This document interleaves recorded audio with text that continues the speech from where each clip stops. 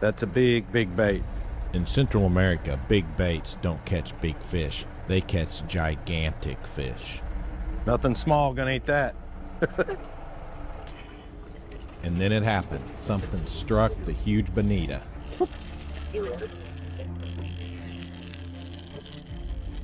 Woo.